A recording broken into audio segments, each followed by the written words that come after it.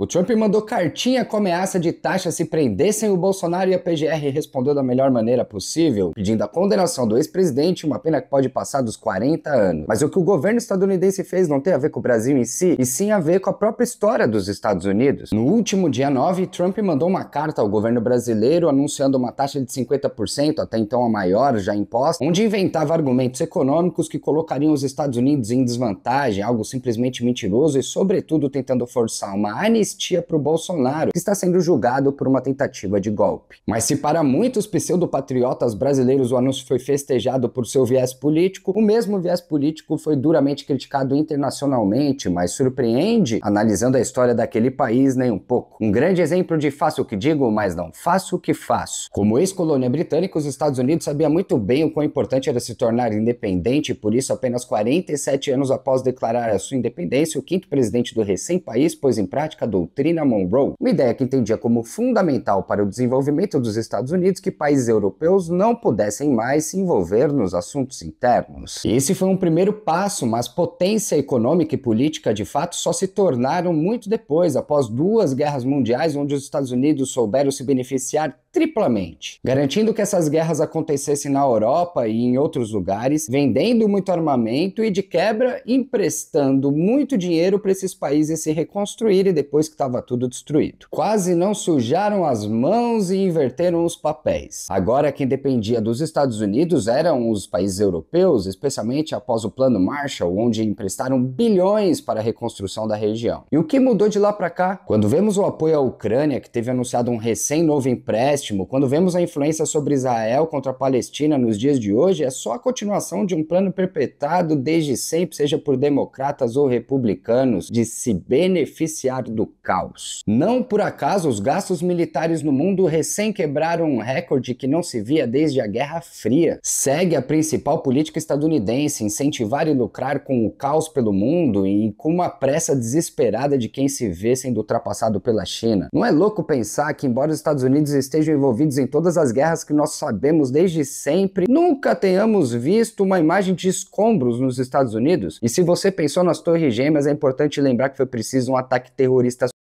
para atingi-los, o que é bem diferente de um ataque militar. E se por um lado Trump aposta mais do que nunca em guerras para segurar a economia estadunidense, por outro ele causa com suas tarifas e medidas protecionistas que escancaram a maior concordância e discordância ao mesmo tempo entre neoliberais e comunistas. Ambos espectros políticos entendem que não é possível viver isoladamente no mundo, onde países dependem da colaboração entre si, o que tem um canto falta no outro. Para comunistas é o que se chama de internacionalismo, rechaçando a ideia nacionalista que geralmente coloca uma nação frente a outra. O lance é mais colaborativo, pensa mais em um bem-estar geral, todo mundo cooperando mesmo. Já o neoliberalismo acredita na troca entre países, mas se confunde sempre com o nacionalismo protecionista e preconceituoso. Parte de uma ideia de superioridade e de maior merecimento frente ao estrangeiro para fazer com que essa colaboração seja desequilibrada, como historicamente sempre é toda a relação dos Estados Unidos com seus parceiros comerciais, desde que eles entenderam a importância lá atrás de se descolonizarem, ou seja, fazer o seu país deixar de ser apenas um serviçal de país gringo. O Brasil é um dos países com maiores chances de autossuficiência e entender isso é fundamental para que indispensáveis relações de parcerias com outros países sejam interessantes para ambos os lados e não haja o desequilíbrio que sempre existiu. Mas antes de tudo, é preciso entender também que é impossível se tornar de fato independente admitindo que gringo interfere em assunto nacional, coisa que os Estados Unidos sempre gostou de fazer. Então, se esse foi o início deles, que possa também ser o seu fim. Nesse aspecto, a reciprocidade da taxa deve ser aplicada com certeza, tal qual a China fez, terminando com o recuo do Trump, e tal qual já sinalizou que fará a União Europeia, que também é alvo de taxas do Trump. Ainda assim, não há resposta maior para o intrusão laranja que simplesmente prender quem, tal qual ele, incentivou ataques e planejou um golpe contra a democracia. Essa é a resposta que o Brasil deve dar urgente. Já o mundo como um todo, que de maneira generalizada vem sendo alvo de ataques do Trump, poderia dar uma resposta ainda melhor isolando os Estados Unidos e os forçando a tentar se virar sozinho, tipo o que eles têm feito há 60 anos contra Cuba. Afinal, não tenho dúvidas que um mundo melhor passa necessariamente pela queda de influência daqueles que desde sempre se beneficiaram incentivando um mundo caótico. É menos sobre patriotismo e mais sobre anti-imperialismo.